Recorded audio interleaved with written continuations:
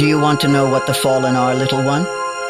In a sense, they are angels, but not the angels your mom imagines she prays to. Brass trumpets picnicking in the clouds. In their true essence, they are great swirling engines of wing and blood, fiery eyes that peer around the corners between worlds. Dark, radiant things conjured from fresh battlefields. A Frankenstein's Valkyrie, forever crashing to Midgard. What grief demands their hate, what vast cannibal hunger. Welcome to the Fallen Cycle. This is a universe full of secrets, waiting for those brave or foolhardy enough to seek them out. Tales from When I Had a Face was written by James Curcio, with editing by Brian Johnson. A modern fairy tale about death, loss, and finding redemption in the strangest places, for those of us still haunted by the uncertain, occult logic of dreams. The soundtrack features the work of David Bessel, along with contributions from Jen E., P. Emerson Williams, and James Curcio, from the archives of past Mythos projects. Support for this project is pivotal. By becoming a patron at patreon.com/mythosmedia, that's MYTHOS Media, you enable us to make more content like this, and to be able to hire on more freelance artists in future works. You can also discover more about the Mythpunk Fallen Cycle universe at fallencycle.com. This podcast contains adult themes and may induce psychosis. And now, this week's episode.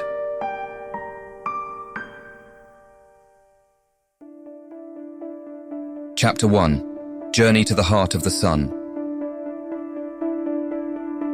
I hope to awaken you with this tale, carried with me from long after this present empire will be reclaimed by oceans, fire, and ice, a tale of storytellers tending the light at the end of time, and of my journey back to you. My granddaughter.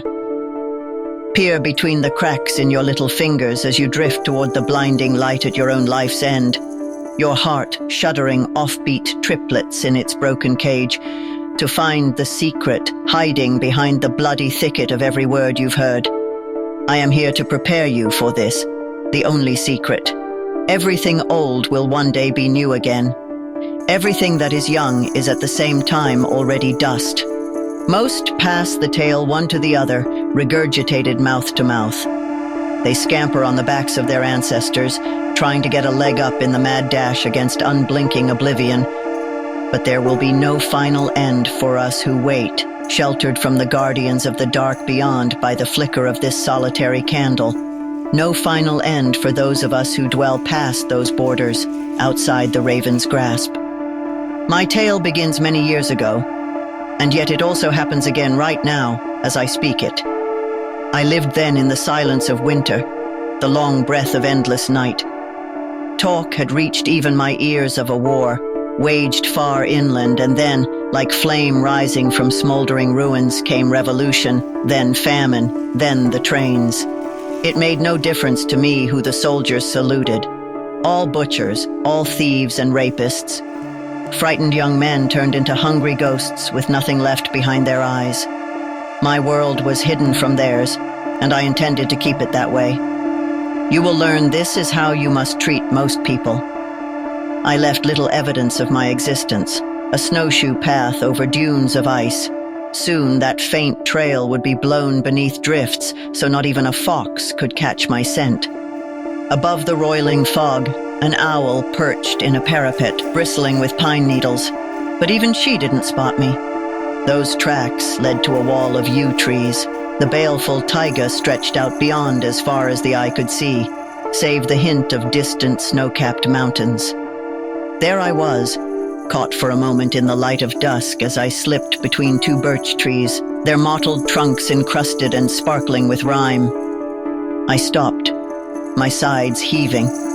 It was so cold that your breath would crystallize and dance in the air, and even for a skilled hunter with good snowshoes hewn straight and true, and warm skins 3 layers thick, the chill creeps into your bones. A thin line of smoke curled near the horizon like a mongrel dog chasing its own tail. Did it rise from another one of the ruined villages that sprawled ever eastward? Each day I found more of them. Homes made of cinder, bones transformed into smoke. The true tale was told through omission, for there was no one left to tell it. A love-worn doll, abandoned on the side of the trail, and the carefully placed mound of polished stones that came to rest nearby as if they had been carried downstream by the natural current of a brook and not a mother's hands, shaking in bereavement. A cheap tin cross left atop the heap, perched there like a crown on a decapitated head. How much had that trinket once meant to those who left it, do you think? Dust to dust. Further down the trail stood the remains of an abandoned chapel, the veil of a forgotten wedding gown hanging over the pews, spider web-like, and a single smear of black from pulpit to door. Out back, fresh, tilled earth. A rusted tractor standing vigil over a field of boots. Not the screaming, but the silence that follows. It goes on forever. The owl startled from her perch and took to the air. That's when I first caught movement past a slope of hill. Backlit against the fading blue dusk, the shapes of men rose out of the mist like menacing phantoms, the hard lines of bayonet and muzzle glinting amongst them. These Cossacks were carried forward by something awful that gripped the hollow cavities of their chests. I tell you, they were possessed, to have found me as they did. And they must have been expert trackers as well, to have followed unseen for so long. The game was up. No hide and seek in the open, now just a flat-out bolt toward the cover of trackless forest and the mountains beyond. The owl flew ahead of my route, and I thanked her for silent speed. If I could but reach the tree line, I might escape. I could feel the heat of their breath and grasp of their gravelly hands with every thundering step, reaching out to press me down, suffocate me in the ice and dirt. Over my shoulder, I saw one of them take a pull of his vodka bottle with a hand wrapped in filthy linens as he stalked me through the brush. My feet were frozen bags of sand. The numbness spread, challenging the heat that rose as I pushed through drifts of snow and around jagged thorns and branches. A desperate flurry of feelings pressed me, that I should drop to the ground and slit my own throat, that I should beg for my life or feign madness. But a stronger instinct washed away that fire, replacing it with the cool certainty of muscles and air. I let it guide me, and sure enough the trees opened up, and then bunched together again to frame a kind of doorway, like an entrance into the earth itself.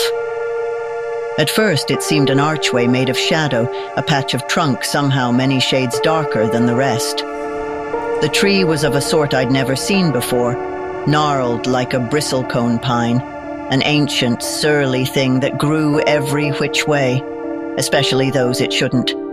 A broken tree, a bent and useless tree, like this body you see before you now. Around the rim of that doorway were runes of some sort. An alphabet, speaking of a hidden world, not carved into the tree, but rather grown from the very flesh of its trunk, and the shadows it contained were not merely a darker shade of bark. Between its arms was a blackness you don't see in this world, absolute nothing. Out of that nothing spun stars, the vast expanse of cerulean twilight marked by alien constellations. Then I heard a train, like a mother crying out for her dead child. The ghostly locomotive wailed once and again, its dying echo silencing the night. I knew of no rails this far into the mountains, yet sure enough, I saw its headlight glimmer as it rounded a far-off snow-capped hill and then explode like a diamond. My terror was absolute. There wasn't even time for astonishment. I pulled leaves and brush out of the way as quickly as swollen fingers would allow. When I'd cleared the way, I didn't stop to think where this doorway led or what horrors might lie beyond. I leapt into that white, speckled void. All turned to light as I fell from the sky. My mouth opened in the final moment, a silent scream into the crackle of lightning and pounding of a heart as it struggled against the cold vastness of time, and the dark again closed in around me. When I thought I was lost forever in its cloak, something snagged me. Like a fish in the deep, hooked by the jaw, I could feel it dragging me upwards again, toward a world of phantom images above the waves, and in that rippling glare, I swore I saw the flapping of ravens' wings. So began my journey in the Alteran outside time, between living and dead. Like a dream, it takes a great act of will to recall a story such as this one. The fabric of reality frays at the edges of your view. You can only bring so much back with you. The second world lingers on for those few who have been there, only half remembered. This is the nature of the Oyun's far sight. Do you ever awaken in the morning wondering if you are in the very same flesh you offered to sleep seduction the night before? Ever imagined yourself falling, madly howling into the wind before coming to your senses in a body you never before inhabited? If you can imagine, that is how I felt. Ex nihilo, the priests used to call it. Arising from nothing, I again re-entered a world, though I would soon find it was not the one I had left. First, I wiggled my fingers and hands, my toes. I touched my face. I was still myself, for all I could tell.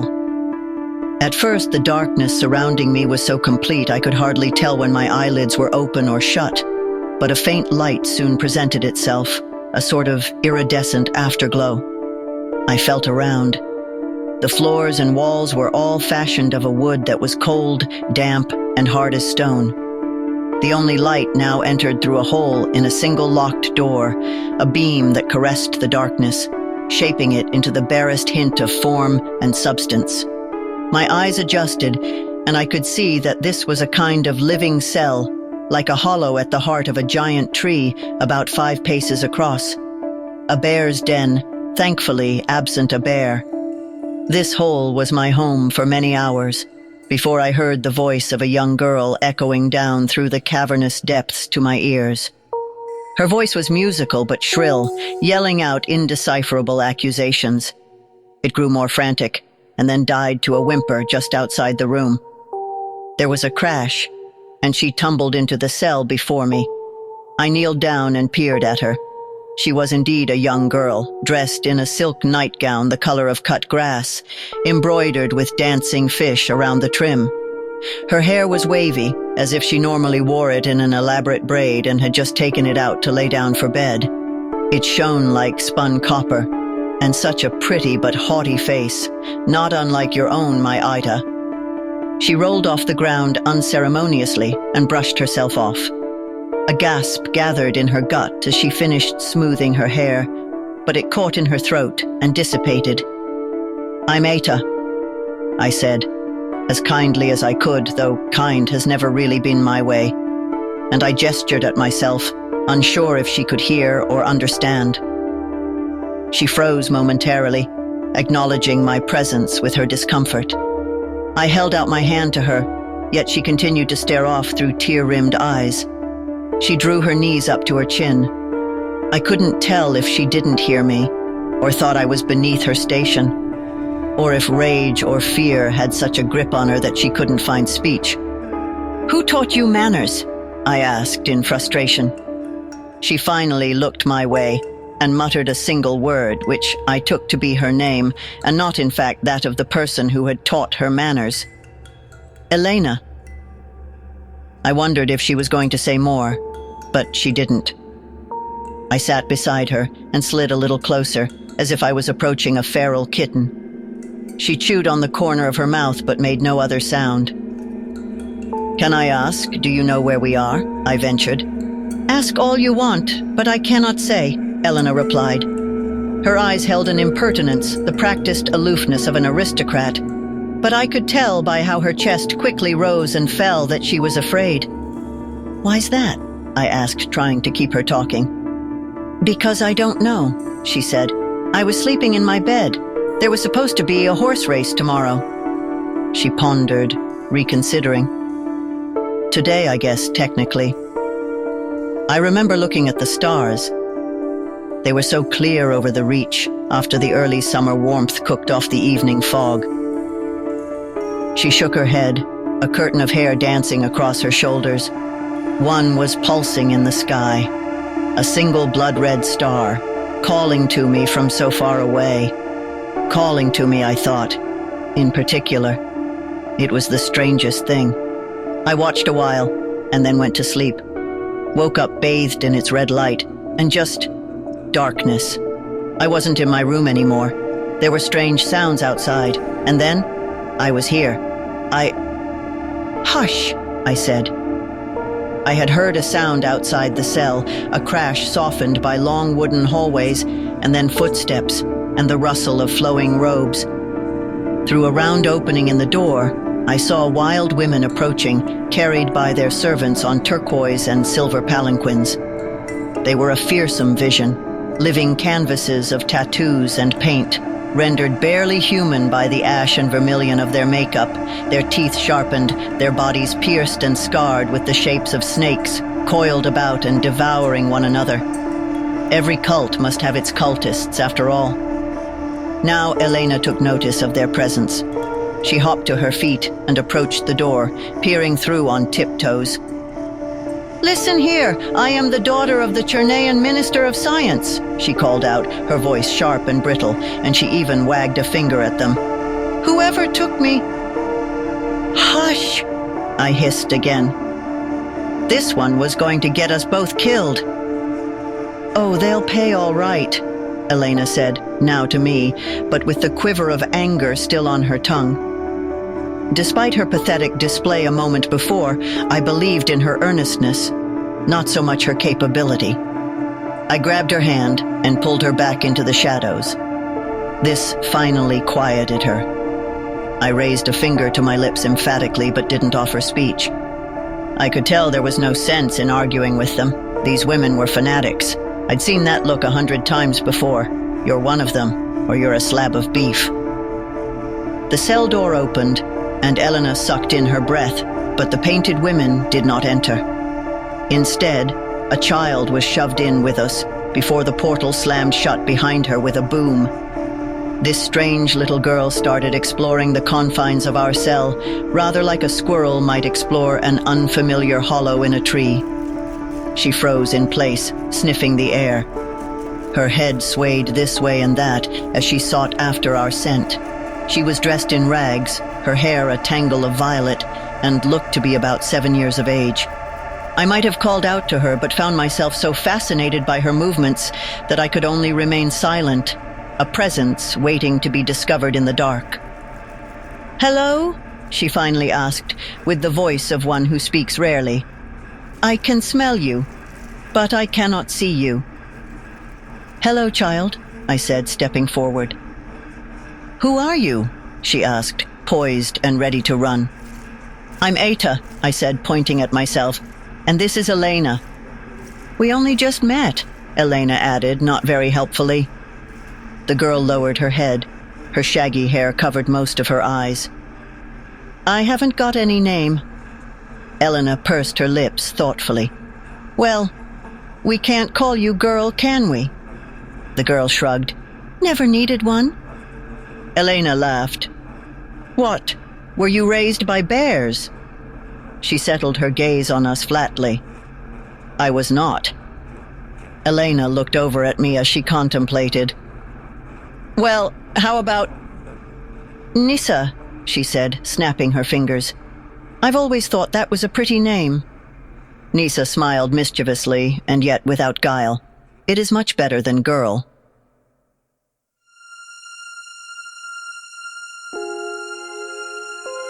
That's all for this week's episode.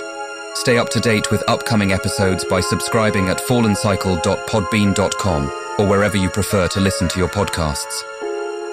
Check out the work of the contributing musicians. Those links and additional information is available in the text provided along with this episode. This audio edition was produced by James Kershaw, along with text-to-speech synthesis. A statement on the use of LLMs is available on our website for those curious about how we do and don't use these technologies. This podcast is Creative Commons 3.0, attribution, share and share alike, non-commercial use.